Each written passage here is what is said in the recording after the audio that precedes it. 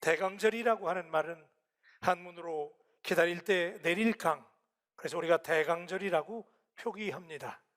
본래는 오시는 예수님을 뜻하는 라틴어 어드벤투스라고 하는 단어에서 이 말이 유래했는데, 이 말은 그냥 예수님이 막연히 오신다 라고 하는 말이 아니고 반드시 올 것이라는 말입니다. 그것도 우리 예수님이 아주 가까이 오셨다. 어드벤투스, 대강절이죠. 마치 해산들이 꽉 찬 임산부가 만삭이 돼서 아기가 곧 나올 것을 절대 의심하지 않고 기대감과 설레임으로 산고를 겪으면서 준비하는 것과 같은 의미를 담고 있습니다. 아주 가까이 다 오셨다. 아주 가까이 다 되셨다. 주님이 아주 임박하게 오셨다라고 하는 뜻이지요. 예수님의 다시 오심은 정말 이렇게 임박하게 다 되었다는 사실을 아십니까? 대강절, 예수님의 오심을 기다리는 계절입니다. 그래서 오늘 저는 기다림의 미학을 묵상하려고 합니다. 첫째는 대강절에는 기다림의 의미를 배워야 합니다. 대강절을 축하한다고 하는 것, 성탄절에 오니까 대강절을 축하한다고 하는 것은 어떻게 기다리는가를 배우는 것입니다. 기다림은 참을성이 없는 오늘날의 세대가 잊어버린 기술입니다. 기다릴 수 없는 사람은 기다림의 축복을 누릴 수는 없습니다. 이사야 40장부터 55장은 주전 6세기를 배경으로 이스라엘 백성들이 바벨론 포로 생활을 할 때를 배경으로 하는 스토리인데, 따라서 이스라엘 백성들에게 포로로 잡혀있는 그들에게 메시아가 오신다는 것은 대단한 희망적인 메시지였습니다.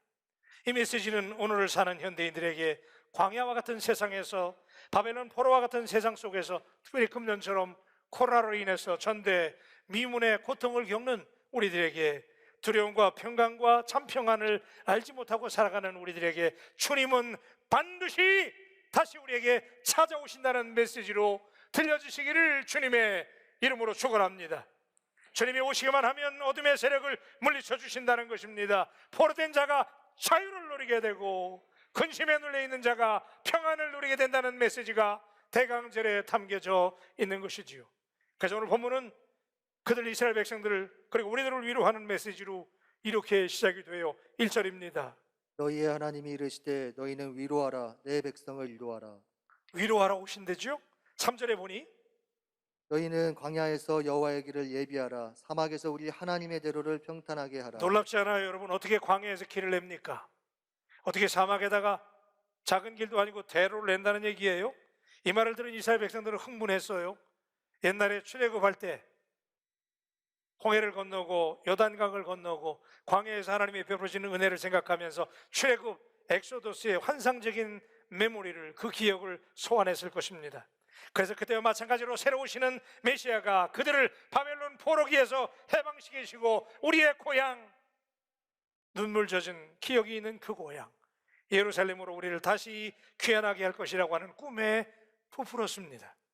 그런데 이사야 40장에서 우리가 가장 주목해야 될 표현은 이스라엘에게 이렇게 다시 오시는 메시아는 심판하고 벌 주시기 위해서 오시는 분이 아니고 목자로 오신다는 거예요. 11절입니다. 그는 목자같이 양떼를 먹이시며 어린 양을 그 팔로 모아 품에 안으시며 젖먹이는 암컷들을 온순히 인도하시리로다. 놀라운 일이잖아요.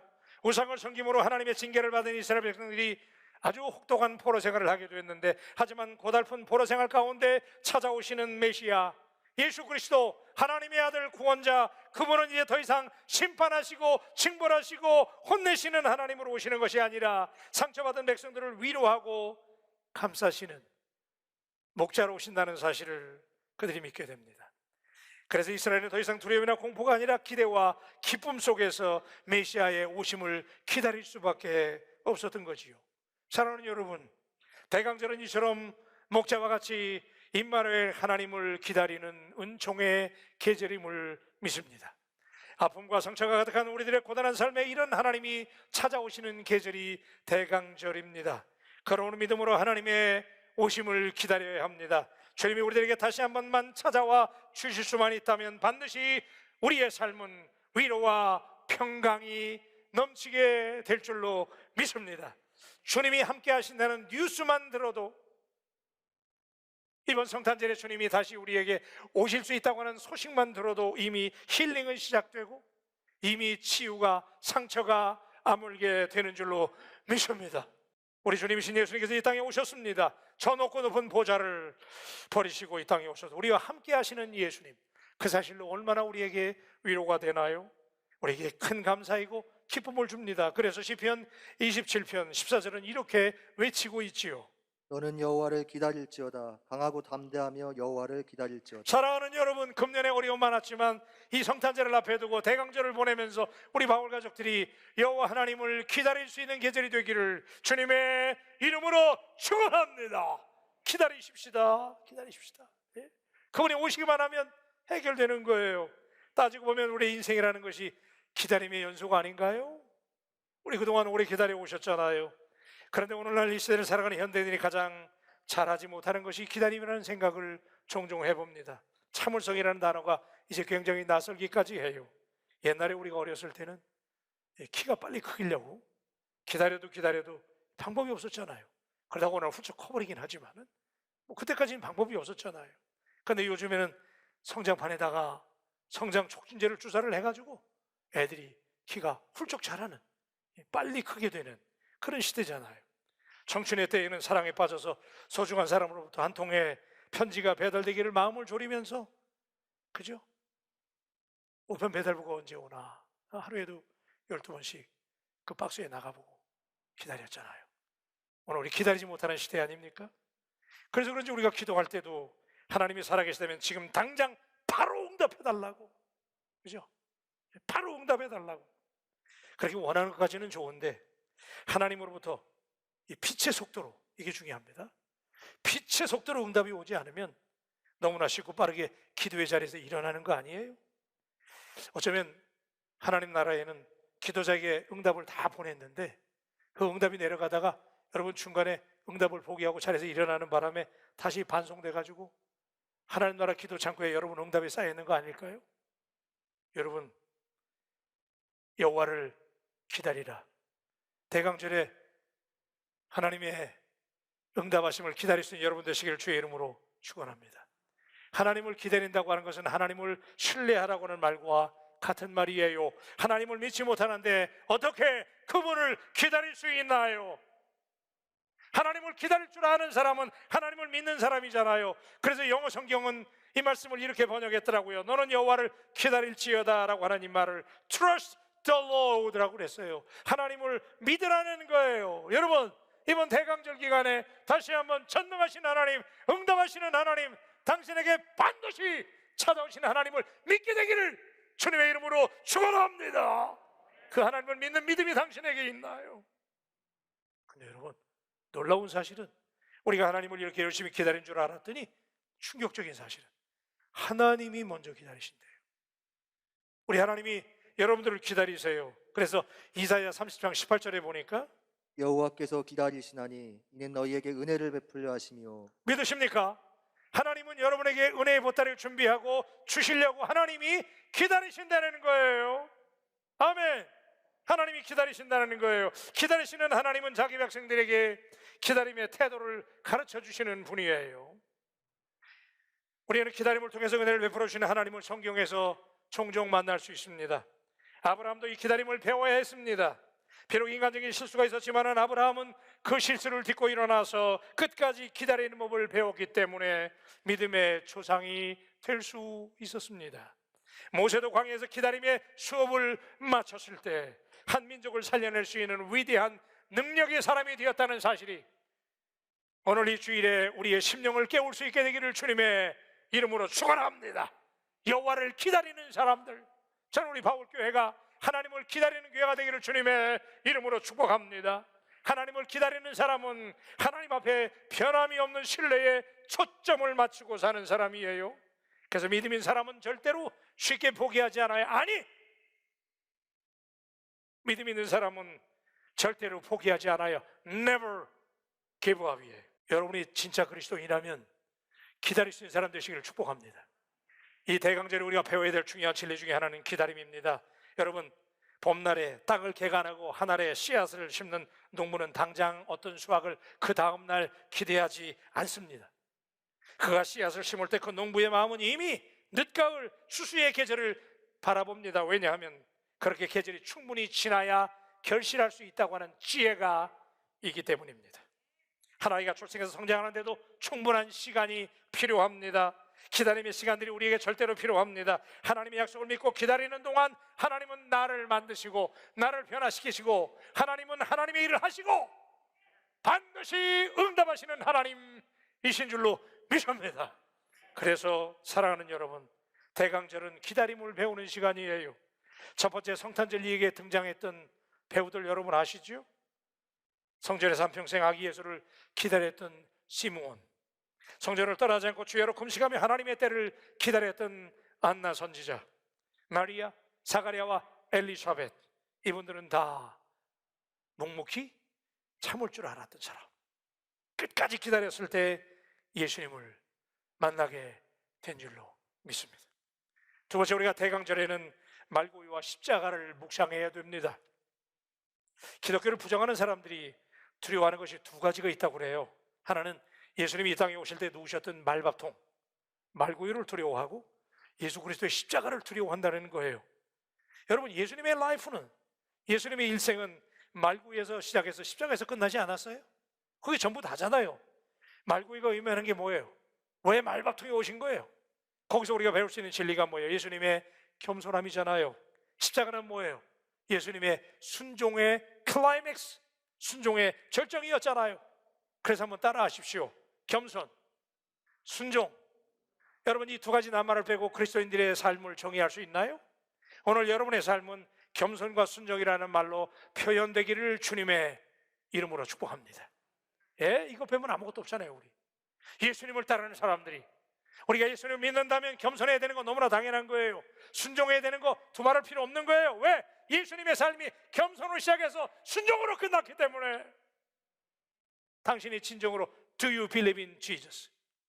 You need to be humble.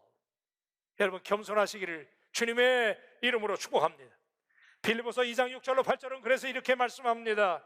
그는 근본 하나님의 본체시나 하나님과 동등됨을 취할 것으로 여기지 아니하시고 오히려 자기를 비워 종의 형체를 가지사 사람들과 같이 되셨고 사람의 모양으로 나타나사 자기를 낮추시고 죽기까지 복종하셨으니 곧 십자가에 죽으심이라. 예수님의 겸손의 절정이, 그죠? 우리 예수님이 왜 이렇게 하신 거예요? 여기서 드러나는 것은 우리 예수님은 죽기까지 겸손하셨대잖아요. 그죠? Emptied by himself. 스스로 비우셨다는 거예요. 여러분 잘 아시잖아요. 우리가 인생 살아봐서 알잖아요. 우리에게 욕심이 있어서 알잖아요. 비운다는 거 얼마나 어려운 일이에요. 근데 예수님은 하나님이셨잖아요. 그죠? 아멘 좀 합시다. 하나님이라니까, 하나님. 하나님이 하나님. 그런데 그 하나님께서 벌레만도 못한 우리 인간의 세계 예수님 오실 때 그거 예수님한테 엄청난 충격입니다. 우리가 여러분 회사에서 증거만 안 돼도 열받잖아요. 에? 선거하는데 내가 어떤 자리에 올라가지만 못해도 그냥 얼마나 뿔딱이 납니까? 그렇게 올라가지 못하라고도 화가 나는데 우리 예수님은 그 자리에서 이 자리로, 이거는 어떻게 표현할 수가 없는 거잖아요. 예수님의 겸손. 근데 여러분, 우리 예수 믿는 사람들의 문제가 뭐냐면 우리 비교적 겸손해요. 우리 예수 믿는 사람들 겸손합니다. 그죠? 비교적 겸손해요. 그리고 낮추려고 노력해요. 맞아요. 근데 우리의 문제가 뭔지 아세요? 우리의 겸손은 겸손하려고 노력을 하고 적당히 겸손하긴 하는데 우리의 겸손은 한계가 있는 겸손이에요. 응?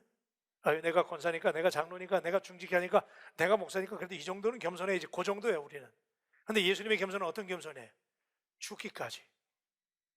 아멘. 십자가를 지시고 죽기까지 겸손하셨다는 것, 오늘 우리에게 무엇을 말합니까? 적당히 낮추라는 거 아니잖아요. 하나님께서 유일한 당신의 아들 인간을 구원하시기 위해서 이 땅에 강림하실 때에 사용하신 방식은 우리가 상상할 수 없는 겸손. 여러분, 상상이 안 되잖아. 어떻게 그 보좌에서 말밥통으로 오십니까? 이런 겸손. 이번 대강절에 우리 그리스도인들은 무엇보다도 한계가 없는 끝없는 겸손을, 아멘, 여러분, 우리 끝없는 겸손을 향해서 도전할 수 있게 되기를 주님의 이름으로 축복합니다. 왜 겸손을 배워야 될까요? 하나님께서는 낮은 곳에 겸손한 자리에 은혜를 베푸시기 때문에 그래요. 그래서 하나님은 고난을 통해서 우리를 낮추십니다. 왜요? 낮은 곳에 낮아져야 거기에 은혜가 흐르기 때문에. 그냥 하나님이 억지로라도 우리 낮추시는 거예요. 그래서 고난을 주십니다. 엎드러뜨리게 합니다. 일이 꼬이게 만듭니다. 예상치 못한 결과를 주셔서 자꾸 우리를 낮추세요. 낮은 곳으로 내려가게 만드세요. 왜요? 그 낮은 곳에 하나님의 은혜가 흐르기 때문입니다. 사랑하는 여러분, 갑자기 추진하던 일들이 꼬였습니까? 엎어졌습니까? 일이 안 됩니까? 지금이 낮아지는 때이고, 바로 당신이 조금만 더 낮추신다면, 겸손의 자리로 낮아진 자리로 내려갈 수만 있다면 거기에 은혜의 홍수가, 은혜의 장대비가 내리게 되는 줄로 믿습니다. 여러분, 그거 아세요? 높은 곳에는 유혹과 시험이 있습니다. 선장성으로 올라가면 갈수록 바람이 세집니다. 실족할 위험이 덩달아 높아집니다. 광야에서 매가 예수님을 시험할 때 어떻게 했어요? 성전 꼭대기로 데려 올라가고, 그죠? 산 언덕으로 데려 올라가고, 거기서 뛰어내리라고 유혹했어요. 달콤한 유혹이었죠. 순식간에 세상 모든 영광을 내게 준다고 그렇게 유혹했잖아요. 마귀는 우리들을 오늘도 동일한 방식으로 유혹해요. 할 수만 있으면 올려요. 자꾸 올라가래요. 높은 곳으로 데리고 올라가기를 좋아합니다. 하나님처럼 높아진다는 거예요. 그러나 그거 아십니까? 높일 때는 언제고, 마귀는 한 방에 높은 자리로 데리고 올라갔다가 순식간에 우리를 한 방에 비참하게 떨어뜨리는 마귀의 역사를 기억할 수 있다면, 오늘 오히려 낮은 곳으로, 시련과 연단을 통해서 나를 낮은 곳으로 내려가기 전에 하나님을 찬양할 수 있게 되기를 축복합니다. 물론 여러분, 높은 곳에 올라가면 누릴 게 많아요. 권력을 누리게 되고, 명예를 누리게 되고, 인기와 부귀와 영화를 누릴 수 있어요. 그러나 여러분, 그거 아세요? 이런 것들은 머지않은 날에 다 내려놓아야 될 것들이에요. 그래서 예수님은 그 어마어마한 태산 같은 분이셨지만은 말밥통으로 오신 거예요. 그래서 우리가 대강절의 두 번째 배워야 될 레슨은 뭐예요? 예수님처럼 한계가 없는 humility, 겸손을 배울 수 있게 되기를 주님의 이름으로 축원합니다. 저는 당신에게 세 번째 묻습니다. 당신은 대강절을 맞이할 준비가 되었나요? 사도 바울은 로마서 8장 24절로 25절에서 이렇게 외칩니다. 보이는 소망이 소망이 아니니 보는 것을 누가 바라리요? 만일 우리가 보지 못하는 것을 바라면 참 믿음이 참음으로 기다릴지니라. 할렐루야. 여러분, 우리 보이지 않는 예수님 믿는 거잖아요. 그 소망 믿잖아요. 믿으시면 아멘. 우리에게 그 소망이 있는데 그 소망을 기다리며 바라보는 사람은 어떻게 해요? 참음으로 기다릴지니라 그랬어요. 여러분, 이 참음으로 기다린다라고 하는 말은요, 이게 뭐냐면 한마디로 말하면 멈추라는 거예요. 참 우리 바쁘게 살아왔잖아요, 금년에. 그죠? 어떻게 살아오다 보니 12월 달력 한 장 남았어요. 여기까지 몰려왔잖아요. 예? 이제 스탑. 이 대강절 기간, 이제 우리가 앞으로 4주를 보내게 되는데 성탄절을 맞이하기 전에 기다려야 돼요. 멈춰야 돼요. 그래야 주님의 오심을 준비할 수 있고 맞이할 수 있는데, 그런데 여러분, 그냥 스탑하라고 그러니까 자리에 앉아가지고 가만히 멍 때리면서 주님이 언제 오시려나니까 기다리는 게 아니에요. 스탑하라고, 참음으로 기다릴지어다라고 하는 이 말씀은요, 그냥 우리가 수동적인 행위로 그냥 멍 때리고 있으라는 얘기가 아니고, 그 하나님을 맞이하기 위해서 적극적으로, 여러분, 그동안 세상의 바쁜 일을 딱 내려놓고 주님의 오심을 준비해야 되는데, 주님의 오시는 길을 준비해야 돼요. 주님 다시 오시잖아요. 재림의 주님으로 또 이번 성탄절에 오시잖아요. 아멘. 그 주님을 맞이하기 위해서 우리가 멈추고 해야 될 일이 있어요. 누가복음 3장 4절로 5절에 보니, 광야에서 외치는 자의 소리가 있어 이르되 너희는 주의 길을 준비하라. 그의 오실 길을 곧게 하라. 모든 골짜기가 메워지고 모든 산과 작은 산이 낮아지고 굽은 것이 곧아지고 험한 길이 평탄하여질 것이요.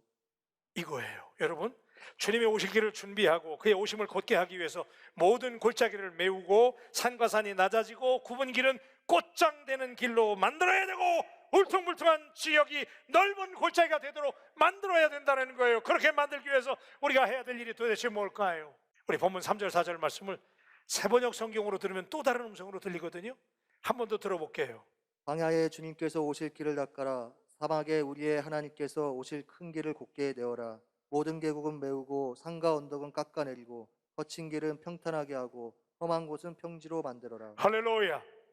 주님이 오시기 위해서, 여러분, 주님이 오시기 위해서 사막에 주님이 오실 큰 길을 만들어야 되는데, 그러기 위해서는 계곡은 메우고 산과 언덕은 깎아버리고 거친 길은 평탄하게, 여러분, 주님이 오셔야 되니까 여러분 거친 길을 평탄하게, 플랫하게 도로 보강도 좀 하고 험한 곳을 평지가 되게 만드는 일을 해야 되는데, 여러분, 이게 한마디로 하면 이게 뭐냐면요, 깨어짐이에요. 그냥 주님을 금년에 모실 수 있는 게 아니에요. 아까 주신 말씀이 한마디로 뭐예요? 깨어지거나 깨뜨리라는 거예요. 때때로 우리의 삶이 갑자기 깨어지거나 부서지면 우리들은 아파서 고통스러워해요. 심한 경우는 낙담하고 포기하기까지 해요. 아프기 때문에 그래요. 그러나 이런 아픔이 창조적인 아픔인 것을 깨닫는 사람은 부서짐의 아픔이 있는 자리에서 오히려 하나님을 바라보게 되는 줄로 믿습니다. 예, 깨어질 땐 아파요. 일이 잘 안 될 때 마음이 깨어져요. 찢어져요. 그거 아세요? 하나님이 지금 당신의 심령을 기가 막힌 혁신도시를 만들려고 옛날 건물을 부수는 거예요. 그 옛날 시가지를 싹 부시고 플랫하게 평지를 만들고 골짜기를 메꾸고 우리의 심령이 완전히 개조될 때, 그 속에 재림의 주님, 성탄절에 오시는 그 주님께서 여러분에게 임하시게 될 줄로 믿습니다. 그래서 여러분, 이 사실을 먼저 체험한 시편 기자가 시편 102편 10절에서 이렇게 놀라운 고백을 하잖아요. 주께서 나를 들어서 던지셨나이다. 다 같이 아멘. 주께서 나를 들어 던지셨나이다. 아멘입니까? 여러분, 들어서 던지면 어떻게 되겠어요? 절단나는 거예요. 시편 기자가 절단남의 은혜를 체험한 거예요. 지금 깨어짐의 은혜, 하나님이 집어 던졌으니 얼마나 일이 안 됐으면 이렇게 고백하겠어요. 여러분, 하나님이 나를 집어 던졌대. 여러분, 이게 인간적으로 들 때는 슬픈 얘기지만은 오늘 대강제로 우리가 묵상할 때 이게 오히려 은혜예요. 나는 잘 깨지려고 그러질 않아. 자아가 얼마나 강한지, 자존심이 얼마나 센지, 고집이 얼마나 센지 잘 안 깨져요. 그러니까 하나님께서 집어 던졌대. 여러분, 집어 던져서라도 여러분이 새롭게만 될 수 있다면 은혜 중에 은혜인 줄로 믿습니다. 그래서 그렇게 고백하는 거예요. 여러분, 부서짐을 통해서 우리를 축복하십니다. 저는 이것을 그래서 거룩한 파괴라고. 여러분, 이게 거룩한 파괴잖아요. 금년 연말에 우리 바울교회에 거룩한 파괴의 작업이 주님의 은혜 가운데 진행되어 주시기를 주님의 이름으로 축복합니다. 실험을 하나 하고 마치려고 그래요. 여기 제가 딱딱하게 굳어있는 진흙덩어리가 있잖아요. 딱딱해. 진흙이 얼마나 딱딱한지, 이 딱딱한 진흙덩어리에다가 제가 물을 부으려고 그래요. 한 모금 마시고. 자, 물을 여기다 붓게요. 자, 이 진흙에다 이 물을 부으면 이게 딱딱한 거예요. 이 물이 이 속에 들어가요, 안 들어가요? 못 들어가지. 그죠? 딱딱한 진흙이니까. 그러죠? 그러면 물이 들어가려면 어떻게 해? 거기다가 씨앗을 심어요. 그 딱딱한 흙에다가 심었어요. 자라요, 안 자라요? 못 자라지요. 그러죠? 굳었으니까. 근데 그걸 망치로 깹니다. 제가 그냥 박살내 막 깨트렸어. 잘게 부숴가지고 이만한 컨테이너 박스에다가 그 흙을 잘게 부숴서 쌓아놨어요. 그러면 거기다가 물을 붓게요. 물이 어떻게 돼요? 잘 스며들잖아요. 그러면 거기다가 적당히 이렇게 버무리고 씨앗을 심으면 씨앗이 자랄까요, 안 자랄까요? 그래요. 여러분, 다 예약점이에요. 네, 다 맞추셨어요. 그러죠? 제가 여러분에게 지금 뭘 말씀드리는 거예요? 하나님의 망치를 가지고 하나님께서 당신의 굽어진 심령, 삐딱한 심령, 골짜기에 생긴 심령, 그걸 하나님이 두드려서 부서뜨리고 깨뜨리는 은혜, 평지가 되게 하고 꽃장기를 내시고, 그래서 여러분의 마음이 새롭게 개조되게 만드시는 창조적인 아픔을 오히려 감사할 수 있게 되기를 주님의 이름으로 축원합니다. 대강절 이 메시지가 오늘 우리에게 무엇을 말씀합니까? 오늘 여러분 누군가에게 금년에 마음 아프게 했다면, 빚진 마음이 있다면, 다른 사람을 좀 힘들게 했다면 돌아보세요. 스탑. 그리고 펴야 돼요.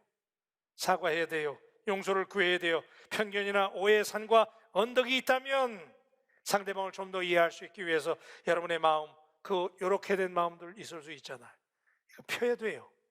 그래야 길이 나는 것이고 대로가 나는 것이고 그렇게 되면 오늘 본문 5절에 보니까 주님의 영광이 나타날 것이니 모든 사람이 그것을 함께 볼 것이다. 이것은 주님께서 친히 약속하신 것이다. 할렐루야.